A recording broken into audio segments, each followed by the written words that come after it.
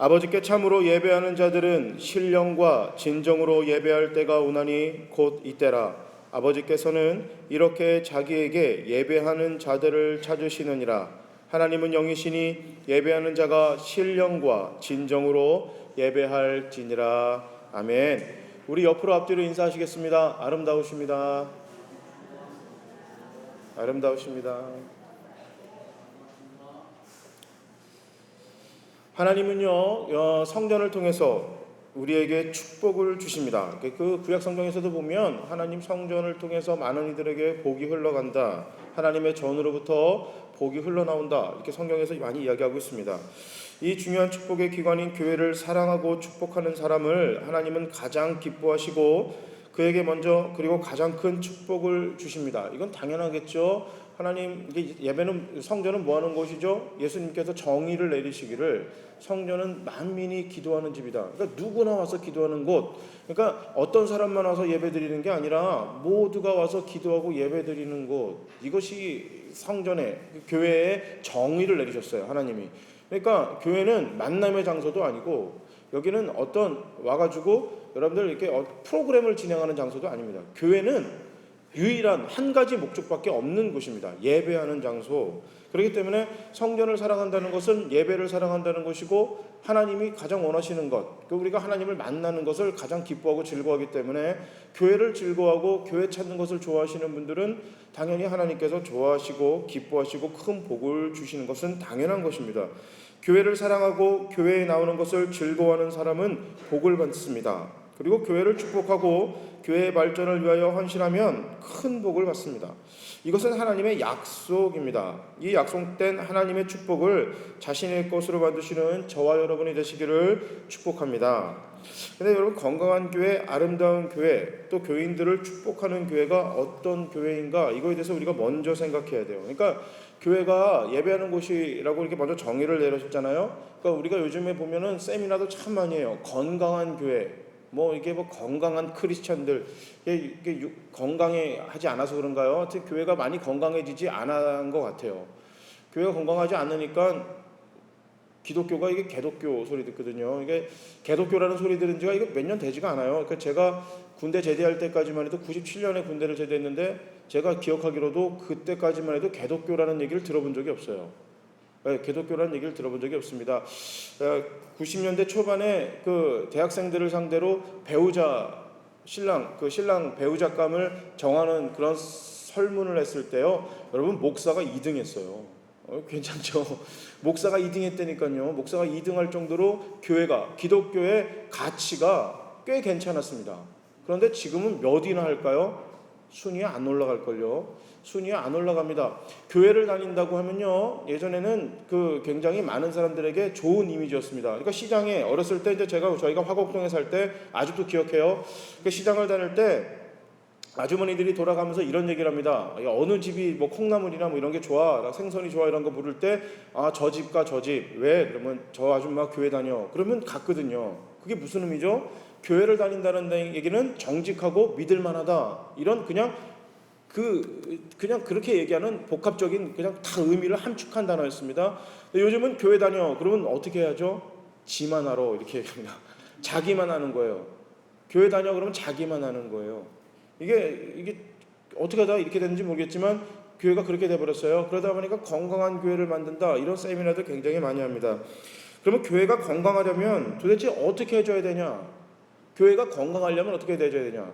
이거에 대해서 우리가 심각하게 고민을 해봐야 되는데, 이게 굳이 이렇게 어렵게 생각할 필요 없습니다. 교회가 건강하려면 예배가 건강해야 합니다. 왜냐하면 교회라는 곳이 목적이 뭐라 그랬죠? 유일하게 하나의 목적으로 만들어진 게 교회예요. 예배하는 처소, 예배하는 장소, 예배하는 사람들의 모임, 이게 교회입니다. 그렇다면 교회가 건강하는 건 예배가 건강해야 된다, 이겁니다. 건강하고 아름다운 교회는 신령과 진정으로 드리는 뜨겁고 아름다운 예배가 있는 교회, 이 교회가 바로 건강하고 하나님이 기뻐하시는 교회가 될 수밖에 없습니다. 교회의 생명은 예배에 있기 때문입니다. 신앙생활의 생명도 예배에 있습니다. 여러분, 예배가 죽으면 교회가 죽습니다. 그리고 예배가 죽으면 우리의 신앙도 죽습니다. 교회의 생명과 우리의 신앙의 생명은 예배에 있다. 여러분, 이거 마음에 꼭 새기시길 바랍니다. 예배가 아름다워지도록 힘쓰실 수 있기 여러분 정말 진심으로 바랍니다. 예배가 건강해질 수 있도록 여러분들 정말 집중해서 예배를 드리고 주야로 묵상하시기 바랍니다. 예배가 뜨거워질 수 있도록 힘쓰실 수 있어야 합니다. 여러분 말씀과 기도와 찬송이 뜨거워지고 감동적이어야 합니다. 그와 같은 예배를 사모해야 하는데 대부분 우리는 예배를 봅니다. 예배 보러 간다라고 얘기하잖아요. 이게 말에는 힘이 있어요. 하나님이 천지를 창조하실 때 능력이 있으시잖아요. 그런데 보면 창세기 1장에는 하나님의 파워, 능력에 대해서 나온 거고 똑같은 창조를 얘기할 때 2장은 하나님이 얼마나 세심하고 세밀하신가를 얘기하고 있거든요. 그래서 1장에 보면 하나님 멋있잖아요. 빛이 있으라 그러니까 빛이 빡 생겼어요. 폼나잖아요. 근데 2장에서 보면 그렇게 폼나신 하나님이 우리를 만드시고 할 때 이렇게 앉으셔가지고 조물조물 흙으로 가지고 만드세요. 얼마나 또 이게 세심하신 하나님을 보이시거든요. 말에는 힘이 있어요. 말에는.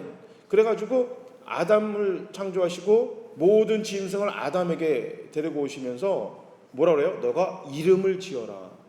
말에는 힘이 있기 때문에 그렇습니다. 우리가 신앙생활을 할 때 어떤 말로 어떻게 표현하냐에 따라서 나의 신앙생활이 많이 바뀔 수밖에 없습니다. 예배를 보러 간다 그러면 정말 보러 가는 거예요. 구경하러 갑니다. 여러분 예배는 구경이 아닙니다. 예배를 정의 내릴까요? 이게 백운고 얘기가 아니라 성경에서 예배를 언제 정의를 내렸냐면 교회에서 예배를 드리는 걸 정의입니다. 밖에서 이게 아니라 자, 성전을 누가 졌죠? 솔로몬 왕이 성전, 건물은 처음 만들었습니다. 건물을 만들고 봉헌식을 할 때 이 교회에 대해서 정의를 내립니다. 솔로몬이 뭐라고 정의를 내리냐면 하나님 여기는 예배 드리는 장소입니다. 그러니까 제사를 드리는 장소입니다. 그러니까 우리가 여기서 제사를 드릴 때 천지 온 우주에 계신 하나님 이곳에 임재하셔서 우리의 제사를 받아 주시옵소서. 우리가 기도할 때 하나님 오셔서 우리의 기도를 받아 주시옵소서. 이게 예배예요. 이 말은 뭐냐면 우리가 하나님을 초청하는 거예요. 근데 우리는 그렇게 생각하지 않게 됐어요. 이게 성전이 하나님 집이라고 이상하게 바뀌면서 하나님은 처음부터 여기 그냥 앉아 계시는 거예요. 집이니까. 하나님 집으로 우리가 부모님 집에 추석이나 명절 때 찾아가는 것처럼 주일날 하나님은 앉아 계시고 우리가 예배를 드리러 그냥 나 왔어요 가는 걸로 생각하는 바뀌었다는 얘기예요. 아니에요. 그거는 예배가 아닙니다. 예배는 우리가 같은 시간 같은 자리에 모여서 장소에 모여서 하나님을 예배 자리로 초청하는 게 예배입니다. 그러니까 여러분 우리는 예배의 구경꾼이 될 수가 없어요. 둘 중에 하나입니다. 예배를 초청하는 사람이 되든가 초대받는 사람이 되든가. 여러분 우리는 초대받는 사람이 되면 어떻게 되냐면 내가 하나님과 동등되는 거예요. 하나님과 동등되다. 그러니까 여러분 예배는요 우리가 하나님을 초청하는 거예요. 그러니까 되게 이렇게 예배가 되게 좋았어. 이 표현도 되게 웃긴 거거든요. 내가 초대하는 사람인데 여러분 목사도 초대하는 사람이고요. 안내하시는 분도 초대하는 사람이고 기도하시는 분도 초대하시는 분들이고 앉아서 예배를 우리 드리는 모두가 예배를 하나님 앞에 예배를 초대하는 거예요. 그러니까 하나님을 초청하는 겁니다. 그래서 오늘 본문에 예수님이 이렇게 얘기를 하시죠. 하나님은 예배 그 자체 형식 그 자체를 원하시는 게 아니라 하나님이 찾으시는 거는 예배를 통하여 하나님을 초청하는 그 예배자를 찾는다 이거예요. 그러니까 같은 자리에 같은 자리에 앉아 있어도 어떤 사람은 하나님이 기뻐하시는 예배가 되고 어떤 사람은 하나님과 전혀 상관없는 예배가 될 수 있는 거예요. 내가 하나님을 예배 드릴 때 신령과 진정으로 예배를 초청하느냐 아니면 그냥 매주 드리는 예배에 가서 오늘 목사님 설교가 어떤가 한번 보자. 야 오늘 간증하는 사람 있대. 간증 한번 들으러 갈까? 야 저 교회 굉장히 유명하신 목사님 오신단다. 우리 가가지고 한번 예배 한번 드려보자. 이거는요 예배를 드리러 가는 게 아니라 그곳에 목사 구경하러 가는 거고 찬양 구경하러 가는 겁니다. 이건 예배가 아닙니다. 그 목사님은 예배일지 모르고 다른 분들은 예배일지 모르지만 난 예배가 아니에요. 여러분 손님 초청 그렇게 하나요?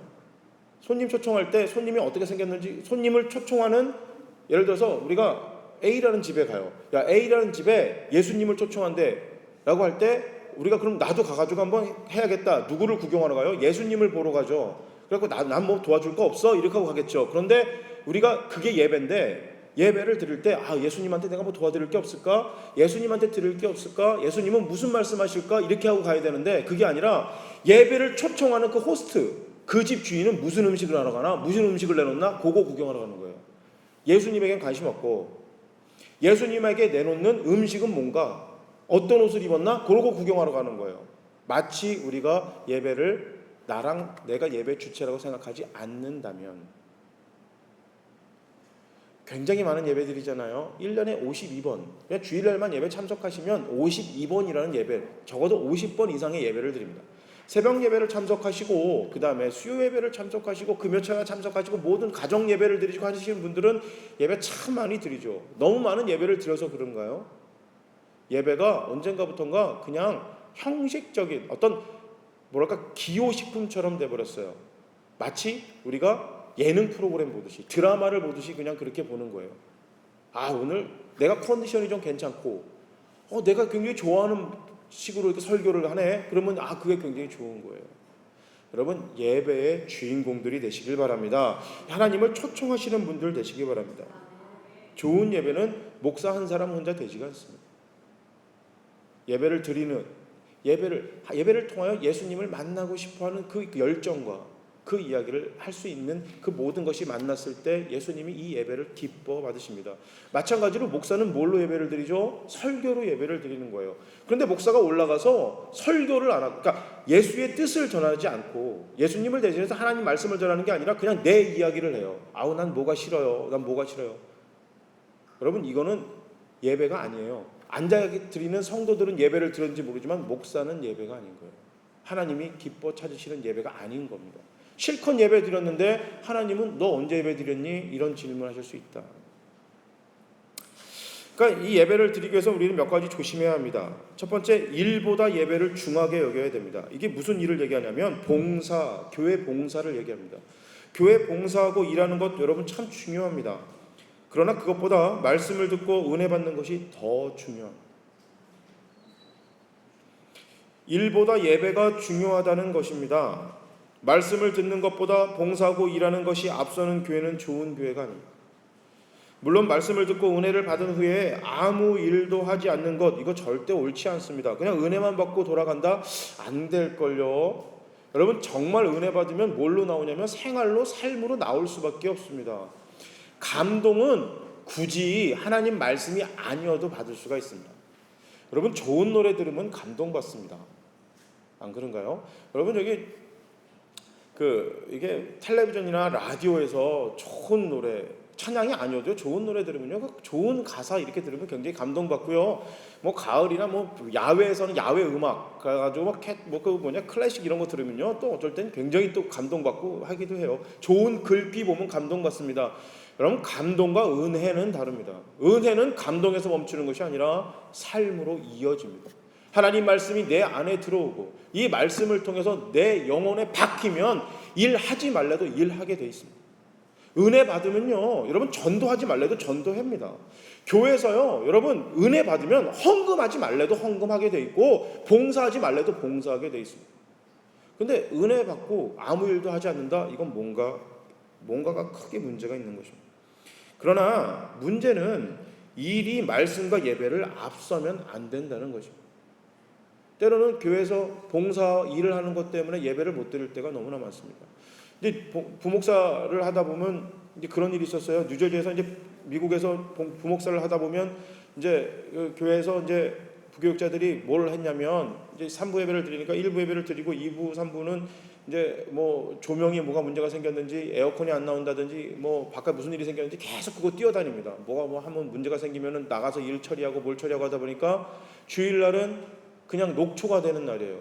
예배를 드렸는지 뭘 했는지 아무 기억도 안 납니다. 그냥 일하다가 끝나요. 목사인데 예배랑 상관없죠. 근데 어떻게 되죠? 그게 어떻게 됩니까? 나는 교회 일을 했단 말이에요. 내 일을 한 게 아니라 교회 일을 하다가 예배를 다 놓쳤습니다. 그러다가 담임 목사님하고 그런 얘기를 했어요. 목사님 이게 옳은가요? 그러다가 목사님이 가만히 곰곰이 생각하시더니만 아무 일도 하지 마라. 에어컨이 안 나오면 그냥 안 나온 대로 냅둬라. 음향이 안 나오면 내가 목소리 크게 낼게. 뭘 하면 그냥 합시다. 그냥 일하지 말고 다 같이 예배 드립시다. 예배 드립시다. 그래서 주일날 일하는 것을 없애버렸어요. 여러분 그래서 식사 준비하시는 분들이 그 식사 준비 때문에 예배를 못 드리고 중간에 뭐 축도 끝나기 전에 나가고, 아까 무슨 일이라고 그랬죠? 예배는 손님 초청하는 거라고 그랬잖아요. 하나님을 여러분 손님 초청하고 주인이 먼저 나가는 거 봤나요? 손님을 초청해 놓고요, 내가 먼저 나가버리는 거예요. 놀다 가세요. 그리고 주인이 나가버리면 손님이 얼마나 뻘쭘한 거예요. 거기서 뭘 어떻게 하라는 얘기야? 여기 놀다 가세요. 내가 교회 일을 하다가 예배가 다 마치지도 않았는데 교회 봉사 때문에 슬그머니 다들 나가시는 거예요. 어쩔 수가 없죠. 왜냐하면 예배 끝나자마자 음식이랑 이런 거 세팅하고 준비를 해야 되니까. 근데 그거는 예배가 아니다. 그래서 식사하는 걸 없애버렸어요. 식사를 없앴어요. 처음에는 권사님들, 여집사님들이 되게 조금 불평불만하셨어요. 그래도 하다가 나중에 다 좋아하시더라고요. 예배만 드릴 수가 있으니까 굉장히 좋아하셨습니다. 여러분, 일보다 말씀과 예배를 앞서면 안 됩니다. 또 어떤 일이 있었냐면, 뉴욕에서 이제 부목사 할 때 이런 일이 있었습니다. 교회 바베큐, 야외에서 바베큐를 하는 일이 있었어요. 바베큐를 하려면 뭐를 해야 되죠? 불을 지펴야 됩니다. 그러니까 지금 그런 거 별로 중요하게 생각하지 않으시는 분들은 그냥 불 막 지피면 되지 그냥 석유 붓고 그냥 확 붙이면 되지 하지만, 이 또 바베큐에 목숨 거는 분들 계세요. 이런 분들은요, 불을 그냥 하면 안 된다는 거예요. 4시간, 5시간 이 숯을 떼워야 이 제대로 된 고기 맛이 나온다고요. 아침부터 오셔고 숯을 떼는데 문제는 뭐냐? 숯을 봐야 된다고 예배를 안 드리는 거예요. 근데 그분들은 뭐 때문에 지금 숯을 굽고 있죠? 교회 행사 때문에. 저게 뭐 하는 건가라는 생각을 해봅니다. 여러분, 이런 일들이 왕왕 있다. 사탄이 열심히 있는 교인들에게 쓰는 전략 중에 하나가 바로 예배보다 일에 더 빠지게 하는 겁니다. 이와 같은 사탄의 전략에 가장 먼저 빠지는 사람이 바로 목사와 중직자들입니다. 저들에게는 매우 중요한 일들이 주어집니다. 그 일을 잘 하려고 하다 보면 일에 빠져서 예배가 소홀해지기 쉽습니다. 뿐만 아니라 일을 하다 보면 마음에 갈등과 상처가 생기는 수가 있는데, 이 갈등과 상처가 예배를 방해합니다. 특히 일을 하다 보면요, 이런 목회자와 갈등이 생기는 수가 많은데, 이 갈등이 예배에 아주 치명적입니다. 여러분, 이 설교는 목사랑 관계가 안 좋으면요, 아무리 하나님이 여러분들을 사랑하십니다 이 말에도 은혜를 못 받습니다. 당연하겠죠. 감정이 상했는데 너나 잘하세요, 이 생각이 나지 않을까요? 목사 너부터 잘하세요, 이런 얘기 안 나올까요?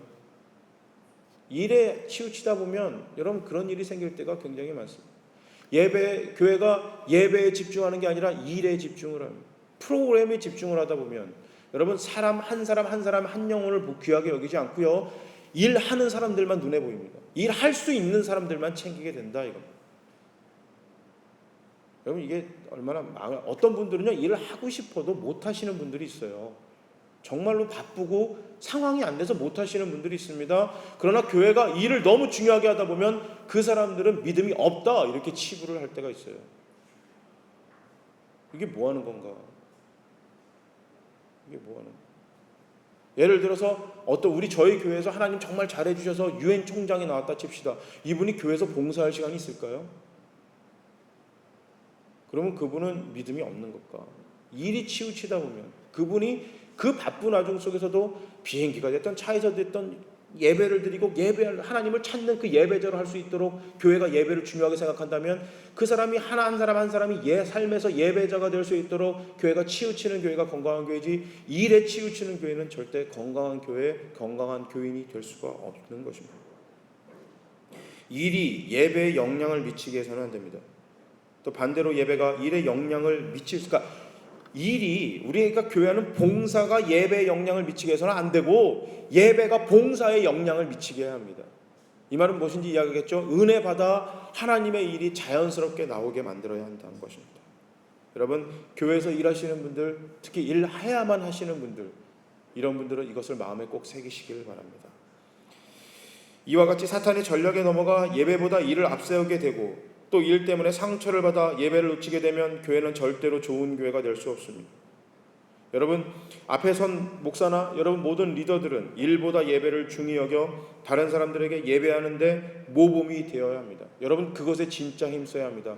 여러분, 아까 제가 전에도 얘기했지만, 앞에 부분 얘기했지만, 이거 얘기하기 전에 우리 꼭 기억해야 될 게, 그러면 예배가 중요한 거니까 난 예배만 드리고 아무것도 하지 않아도 되겠다. 여러분, 이건 정말 잘못된 건지 아시죠? 은혜 받으면 일은 당연하게 하게 돼 있어요. 그러나 예배를 방해할 만큼 이를 중하게 여기지 마라. 이 이야기입니다. 두 번째는 요즘 어떤 분들한테는 이건 좀 불편한 얘기일 수도 있습니다. 이 설교를 써놓고 이 부분을 얘기를 할까 말까 되게 많이 고민했어요. 진짜 기도를 제일 많이 했던 것 같아요. 저는 이제 설교를 정해놓고 이번 주 한 게 아니라 한 달 전에 이렇게 다 설교분들을 뽑아놓고 한 달 정도 설교를 준비를 하는데 진짜 4주간 이거 가지고 기도했어요. 이걸 할 건지 말 건지.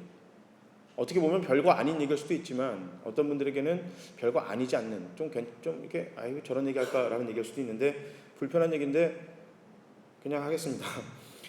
기독교에 맞지 않는 의식과 전통을 탈피해야 된다 이겁니다. 교회 예배를 살리기 위해서 우리가 깊이 아주 심각하게 생각해 보아야 할 것이 있습니다. 그러니까 내가 왜 예배를 정말 깊게 드리고 뜨겁게 드리지 못하는가? 여기서 뜨겁게라고 하니까 무슨 저기 박수 치고 막 소리 지르고 이것만 뜨거운 게 아니에요. 어떤 분들은 그게 불편하신 분들도 있어요. 근데 뜨거운 게 뭐죠? 정말 집중하는 거예요. 내가 오직 하나님만, 주님만, 십자가만 집중하게 못하게 하는 게 뭐가 있을까? 제가 곰곰이 지금까지 짧으면 짧고 길면 길다고 생각한 제 평생의 신앙생활 동안 제가 느껴온 거는 바로 점잖음, 이게 바로 예배를 기독교적인 것을 방해하는 것으로 저는 생각이 되었습니다. 점잖다는 말은 유교적인 문화를 대표하는 말 중에 하나입니다. 그리고 이것은 우리를 반듯하게 하는데 매우 도움이 되는 말이고 또한 삶의 자세인 것 분명한 사실입니다. 그러나 하나님께 예배할 때는 이 점잖다는 것은 문제가 있습니다. 그것이 예배를 가로막는 중요한 요인이 되고 있다. 여러분 이거 사실 우리를 꼭 알아야 합니다. 하나님 앞에서 점잖다는 것은 잘못된 겁니다. 이건 교만한 겁니다. 건방진 겁니다. 하나님 앞에서 우리는 모두가 다 어린아이와 같은 존재입니다. 그런데 하나님 앞에서 점잔을 떤다는 것은 옳지 않습니다. 다윗은 한나라 왕이었지만 하나님께 제사할 때 마치 어린아이와 같았습니다.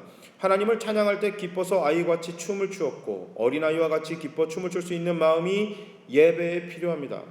그런데 우리 마음과 삶 속에 깊이 뿌리고 내리고 있는 체면 문화가 그 예배를 가로막고 있습니다. 근엄하게 예배를 드려야만 경건하다고 생각하는 것은 옳지 않습니다.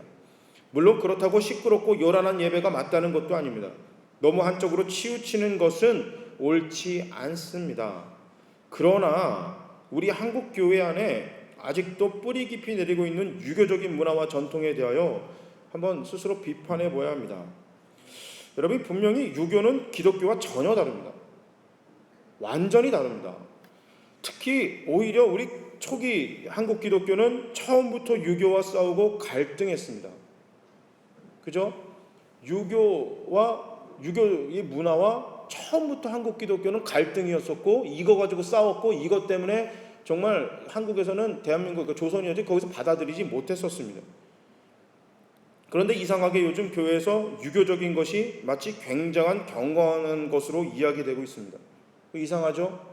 분명히 초기 기독교는 우리 한국에서는 기독교의 선교사님들 뿐만 아니라 예수를 믿었던 사람들은 이 유교에서 탈피하고자 심지어 목숨까지 걸었고 목숨도 내놨는데 지금 와서는 나는 이게 아주 그냥 유교 집안에서 자랐다. 요즘 젊은 애들은 예가 없고 여러분 이게 유교가 하나님이 기뻐하시는 것처럼 이상하게 변질이 돼서 기독교 안에 들어왔습니다.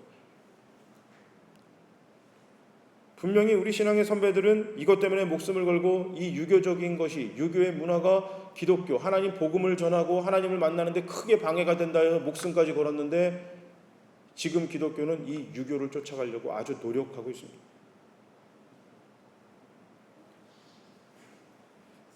다시 한번 말씀드리지만 초기 한국 기독교는 유교와 유교적 문화와 대치했었는데 지금은 마치 유교적인 것 이걸 따라가는 게 아주 훌륭하고 전통적인 교회인 것처럼 이상하게 얘기하는 문화가 생겨버렸습니다. 예수님은 오늘 본문에 어디서 예배를 드려야 하는가 이거에 대한 사마리아인들의 질문에 장소보다 어떻게 예배를 드리는 것이 더 중요한 것이라고 가르쳐 주셨습니다. 우리 풍성한 포도나무 교회가 하나님이 기뻐 찾으시는 교회로 만들어가고 세워가기 위해서는 우리는 하나님이 찾으시는 신령과 진정으로 예배를 드리는 사람이 먼저 되어야 합니다. 여러분, 그렇게 하기 위해서는 우리가 갖고 있는 점잖음, 체면 문화, 여러분 여기에 사로잡혀 있을 때는 하나님을 바라볼 수가 없습니다. 내가 그것보다 하나님 앞에 나오는 이 감정을 표현하는 것보다, 나의 슬픔을 하나님께 이야기하는 것보다, 내가 지금 얼마나 애달고 있는 것을 주님을 만나는 것보다, 하나님을 만나는 이 정말 이 두근거림이 나의 이 체면과 나의 이 모든 것으로 막아버리고 있다는 것입니다. 이게 굉장히 크게 문제가 되고 있는 겁니다. 교회는 경건해야 된다. 여러분, 경건은 못 가요. 경건이, 우리가 홀리하다 그러잖아요. 경건함. 경건함의 원문의 의미는 다르다라는 뜻입니다. 다름. 세상과 다른 게 경건한 거예요. 술을 마시지 않고 여러분 조용한 목소리를 내고 교회 안에서 여러분 나이 많은 사람들 공경하고, 이게 경건한 게 아니다라는 겁니다. 그런 면에 따르면 우리 예수님은 빵점입니다. 예수님 이 땅에서 목회하실 때 나이가 어떻게 됐을까요? 저보다 젊습니다. 30에서 32살. 30에서 32살 먹으신 젊으신 분이 당신보다 훨씬 연세가 많으신 분들한테 독사의 자식들이라고 소리 지르고 교회를 뒤집어 엎고 뭐 얘기한다니까 그거 틀렸습니다 라고 얘기하면, 여러분 지금으로 얘기하면 어떻게 한 젊은이죠? 아주 발칙한 젊은입니다. 얘도 모르고 부모도 없는 아주 그냥 상스러운 인물이 바로 예수님입니다. 그러나 예수님 보고 경건하지 않다 이렇게 할 수 있나요? 예수님이 생각하는 경건은 뭐죠? 세상과 다름, 세상에서 얘기하는 것과 다르게 하나님이 원하시는 것을 하는 게 바로 경건입니다. 하나님은 뭘 원하시죠? 판단 없이 이 땅을 바라봅니다. 여러분, 평가하지 않고, 여러분 어떤 우리의 선입관 없이 이 땅을 바라보면서 모든 사람을 공평하게 대합니다. 뭘로요? 말씀으로 공평하게 대하고 그리스도의 사랑으로 공평하게 대하는 것입니다. 하나님이 기뻐하시는 것에 그냥 올인하시는 것이 바로 이 땅에서 우리가 살아갈 경건입니다. 여러분, 예배의 경건한 것은 여러분 그냥 타이를 메고 넥타이를 메고 양복을 입고 여러분 좋고 아주 훌륭한 말을 쓰고 아주 그냥 듣기 좋은 아주 배운 사람이 쓸 수 있는 교양 있는 말을 쓰는 것이 경건이 아닙니다. 예수님은 남루한 옷을 입고 다니셨고 예수님이 쓰시던 말은 시장 언어 쓰셨습니다. 그러나 어느 누구도 예수님을 보고 경건하지 않다라고 얘기하는 사람은 없습니다. 왜 예수님이 시장 언어를 쓰셨을까요? 그거는 배운 사람이든 배우지 않은 사람이든 나이가 많든 적든 누구나 다 알아들을 수 있기 때문에 그렇습니다. 교회에 나올 때 좋은 옷을 입고 나와야 된다. 여러분, 손님을 맞아야 되는 자세인 건 중요하지만 이것이 지나치다 보면 어떻게 되죠? 내가 왜 좋은 옷을 입어야 되는지 모르고 그냥 당연히 그냥 자연스럽게 좋은 옷을 입고 나가는 겁니다. 좋은 옷을 입는 것보다 더 중요한 것은 예배를 드린 나의 진지한 마음입니다. 우리가 우아한 언어를 쓰는 것보다 더 중요한 것은 그 안에 계신 하나님의 말씀을 정확하게 전달을 하는 것입니다. 우리가 찬양을 드릴 때 좋은 악기와 좋은 음률과 좋은 목소리로 노래를 하는 것보다 더 중요한 것은 진심으로 하나님을 향한 찬양입니다. 이것이 정말 중요한 것입니다. 유교적인 것이 나쁘다는 게 아닙니다. 그러나 유교적인 것이 결코 하나님을 만나는 경건함과 예배를 드리는 것과 전혀 상관이 없다는 얘기입니다. 한국이라는 사회에서 살아가기 위해서는 유교적인 것이 필요합니다. 그러나 기독교인으로 살아가기 위해서 유교적인 것은 필요치 않습니다. 여러분, 이거 착각하시면 곤란합니다. 성경에서 남자나 여자나 나이 먹은 사람이나 어린아이들이나 종이나 자유인이나 다 똑같다. 이것이 바로 성경에서의 표현이나 유교적인 문화가 들어오면서 나이 많은 사람들이 나이 어린 사람들보다 더 나은 겁니다. 그러니까 어떻게 되죠? 목사가 일반 신도보다 더 위에 있다라는 이런 말도 안 되는 이야기가 나온다. 이것이 예배가 되고 있습니다. 여러분, 예배를 체면 가지고 유교적으로 예배를 드릴 수가 없습니다. 한번 진지하게 고민해 보시기 바랍니다. 내가 하나님 손님 초대했고 예수님은 기뻐서 방방 뛰시는데 나는 그냥 체면 차려고 멍하니 쳐다보는 거야. 왜 저러지? 여러분, 찬양을 드리실 때, 기도할 때, 말씀을 드릴 때 나는 과연 어떤 자세로 예배를 드리고 있는지 스스로가 한번 잘 평가해 보시기 바랍니다. 내가 신령과 진정으로 예배드리는 것, 이것을 제외하고 다른 것들을 아무리 잘한다 하여도 그것은 좋은 교회가 아닙니다. 신령과 진정으로 감격과 감동이 있는 예배를 드리지 못하는 교회를 어떻게 좋은 교회라고 할 수 있습니까? 그와 같은 예배를 드리지 못하는 사람, 내가 진짜 진심으로 예배를 드리지 못하는 사람을 어떻게 좋은 교인이라고 할 수 있겠습니까? 내가 어떻게 예배를 드리면서 예배에 집중하지 않는 그런 목사를 어떤 좋은 설교가, 어떤 좋은 목사라 이야기할 수 있겠습니까? 저는 교회를 사랑하는 자는 복을 받을 것이라고 믿습니다. 하나님이 주인이신 이 교회를 사랑하는 사람이 되실 수 있기를 바랍니다. 하나님의 자녀들인 이 공동체를 사랑하시기 바랍니다. 그러기 위해서 신령과 진정으로 예배를 드리는 사람이 먼저 되실 수 있기를 바랍니다. 여러분들의 그 아름다운 예배, 우리가 드리는 이 아름다운 예배를 통해 우리 교회가, 그리고 이 지역의 예수의 공동체가, 더 나아가 이 사회가 하나님의 영광이 가득한 교회, 은혜가 충만한 교회, 성령이 충만한 교회가 될 것입니다. 여러분, 정말로 우리가 예배를 드릴 때, 여러분 그 예배를 드릴 때 여러분들이 우리가 드리는 이 예배가 어떤 형식과 이런 것에 빠져들어서 예배를 드린다면, 한 주 한 주 드리는 예배를 통해 내가 살아나지 못한다면, 이 땅에 살아갔을 때 빛과 소금의 역할을 감당하는 기독교인으로 절대 살아갈 수가 없습니다. 예배는 누구를 만나는 곳이라고요? 하나님을 만나는 곳입니다. 공식적인 자리입니다. 공식적으로 우리가 하나님을 만나는 곳이 바로 예배입니다.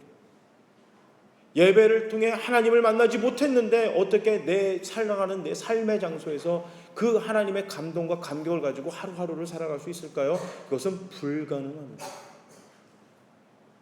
형식적으로 드리는 예배, 도대체 왜 하지도 못하는 예배. 여러분, 예수님 시대의 이 예루살렘 교회는요, 이 예루살렘 성전은 그 어느 때보다 화려했습니다. 지금으로 표현하면요, 교회가 역사상 최신식으로 최고의 빌딩을 해놨어요. 그럼 우리 하나님 기뻐하신다고 하잖아요. 교회는 최고 비싼 걸로 해놓고 아주 그냥 삐까뻔쩍하게 지면 하나님 좋아한다고들 얘기하잖아요. 예루살렘 교회가 그랬다니까요. 예수님 시대에 헤롯이, 지금으로 말하면 쉽게 얘기하면 그거예요. 우리나라의 왕을 돼야 되는데 한국 사람이 왕이 안 되고 필리핀 사람이 왕이 된 거예요. 그러면 한국 사람들이 말을 들을까요? 안 듣겠죠. 안 듣죠. 필리핀 사람이 왕이 됐는데. 그러니까 이 필리핀 왕이 한국 사람들의 마음을 살려고 한국 사람들이 제일 좋아하는 걸 해주는 거예요. 그런데 그걸 대충 했을까요? 얼마나 잘했겠어요. 자, 헤롯이 왕이 됐는데 이놈의 이 이스라엘 사람들이 말을 안 듣는 거예요. 근데 헤롯은 정말 똑똑한 사람이거든요. 강압적으로 하지 않고, 야, 마음을 사야겠다. 도대체 어떻게 하면 이 사람들의 마음을 살까 할 때, 야, 이 사람들은 제사가 최고구나.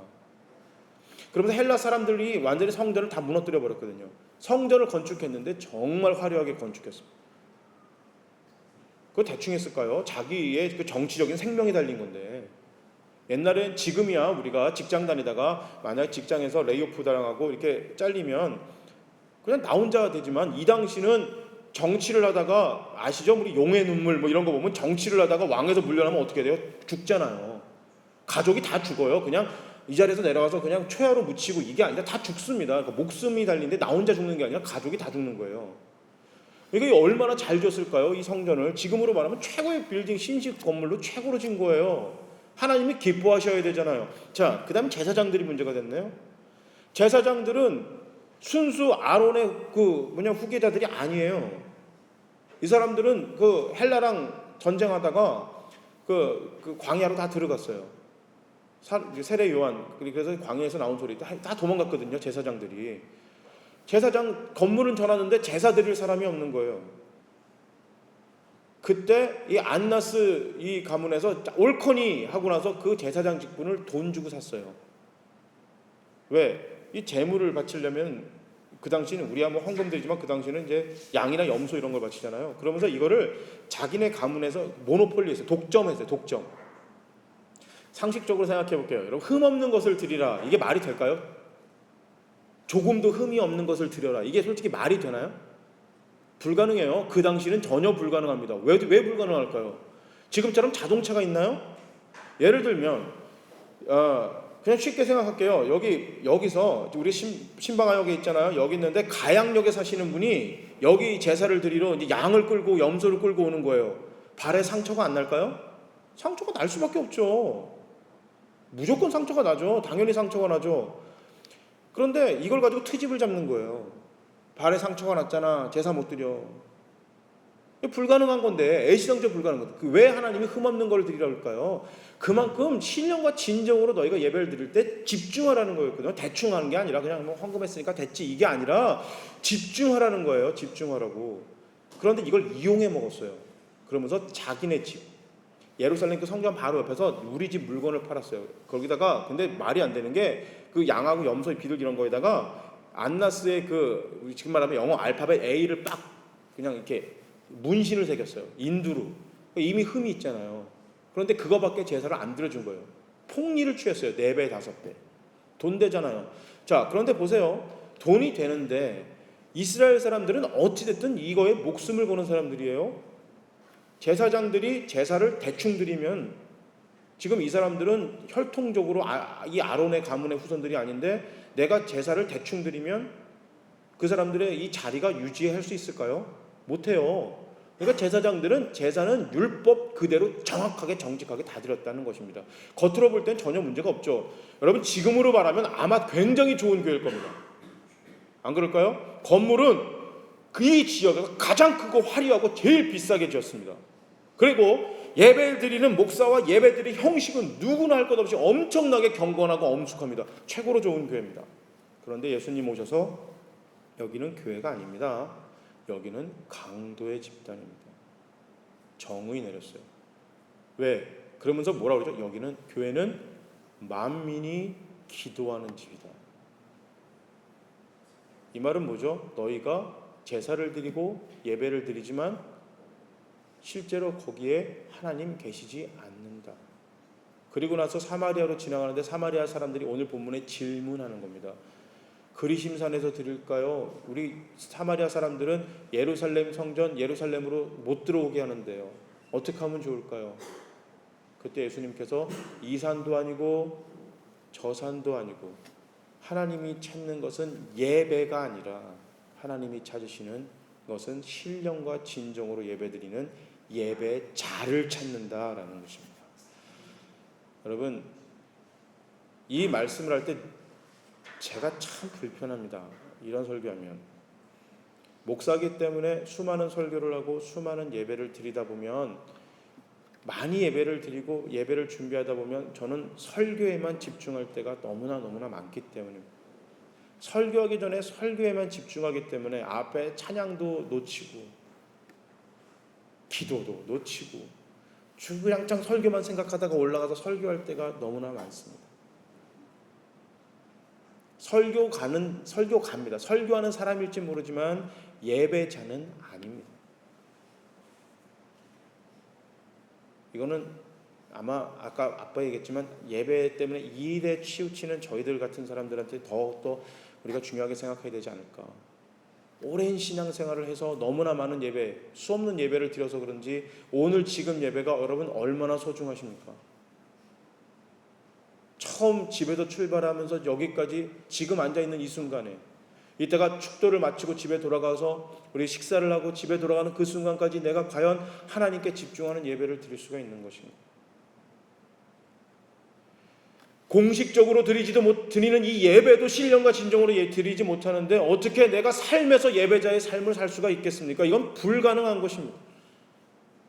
하나님을 만나는 이 공식적인 자리에서도 내가 진짜로 예배를 드리지 못하는데 정말 진심으로 이 1시간, 2시간도 내가 하나님 앞에 집중을 하지 못하는데 어떻게 내 직장에서, 가정에서, 학교에서 내가 하나님께 집중할 수 있겠습니까? 이건 불가능한 것입니다. 하나님이 찾으시는 자는 예배자고 예배는 어디에 있든지 간에 우리가 그 예배를 끝까지 드리는 겁니다. 베드로서에 뭐라고 나왔죠? 너희는 왕같은 제사장이다. 이 말은 뭐예요? 너가 먹든지 마시든지 뭘 하든지 계속 주야로 예배만 묵상하는 자들입니다. 이 말은 내 삶 속에서 예배가 내 삶이 돼야 되고 하나님께 직장을 다니든 공부를 하든 가정생활을 하든 이 모든 게 예배처럼 해야 되는 우리들의 입장인데 공식적으로 주일날 드리는 예배조차도 내가 예배 신령과 진정으로 예배를 드리지 못하는데 어떻게 내가 살면서 예배하는 예배자로 살 수 있겠어요?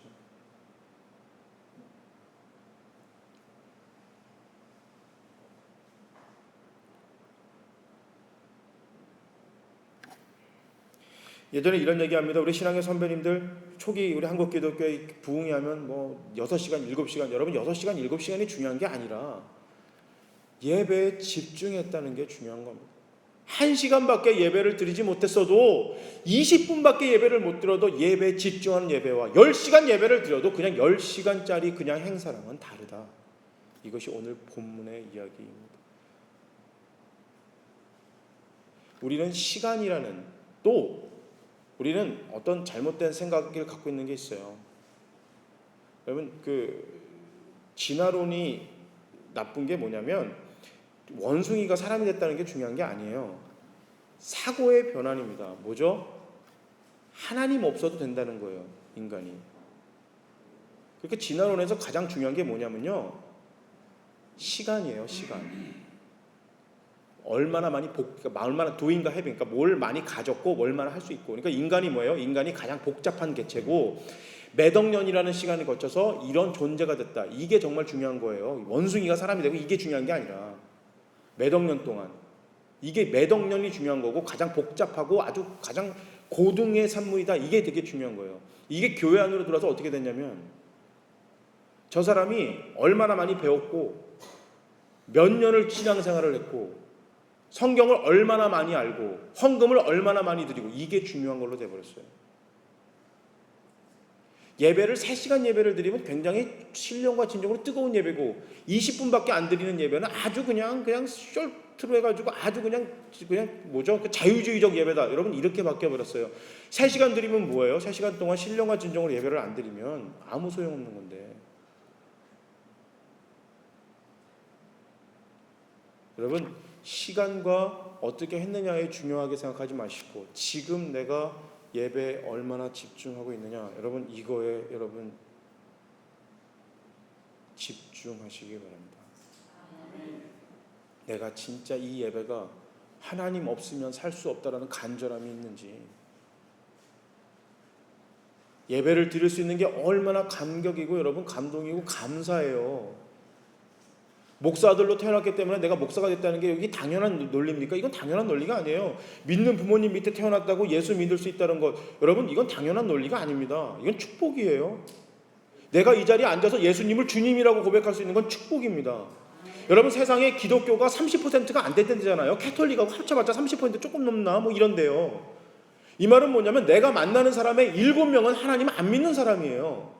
그런데 내가 예수를 구주로 믿어 하나님의 백성이 됐다는 게 이게 얼마나 큰 축복입니까? 이게 당연한 건가요? 아니에요. 이건 은혜예요. 그런데 내가 예배를 드릴 수 있다는 것 이것만큼 큰 은혜는 없는 것입니다. 그런데 이거를 너무 대충 넘어가고 그냥 앉았다 갈까? 안 드리면 하나님 벌 줄 것 같으니까 아닙니다. 그렇게 드리는 예배나 예배 안 나오고 놀러 가는 거나 하나님 앞에 똑같다는 것입니다. 우리가 은혜 넘치는 예배 드릴 때 여러분 우리 교회가 축복의 교회가 될 것입니다. 그리고 그 교회 안에 있는 우리들은 축복의 교인들이 될 것입니다. 그 결과 이 우리들로 통하여 이 교회를 통하여 세상이 복을 받을 것입니다. 이것을 하나님이 기뻐하십니다. 하나님이 기뻐하시는 자들은 신령과 진정으로 예배드리는 자들입니다. 우리가 예배가 회복되어 세상에 복이 되는 교회가 되기를 우리가 예배에 집중하는 예배가 되어서 모든 순서마다 예배에 초집중해서 여러분의 삶 속에 여러분들의 하나님을 초청할 수 있도록 이 예배 가운데 여러분 예수님을 초청하세요. 예수님을 지금 초대하는 여러분 각자 한 사람들의 지금 초대자들입니다. 초대자들입니다. 하나님은 예배를 받으시는 게 아니라 예배자를 찾으신다는 얘기니까 지금 이 자리에 나와 있는 분들 한 사람 한 사람들은 각자 개인적으로 하나님이 찾으시는 거예요. 이 예배가 은혜로 왔다고 하나님 다 받으시는 게 아니라 제 백운구 예배는 백운구로 하나님이 받으시고 여러분들 한 사람 한 사람들 예배는 한 사람 한 사람들 하나님이 여러분들에게 초청받아 참석하셔 여러분들과 따로 예배를 드리시는 겁니다. 성공하는 예배인지 실패하는 예배인지 나에게 달렸던 거죠. 하나님이 기뻐하시는 예배자가 되시기를 저와 여러분이 되시기를 주님의 이름으로 축복합니다. 우리 이 시간에 다 같이 함께 기도하시겠습니다.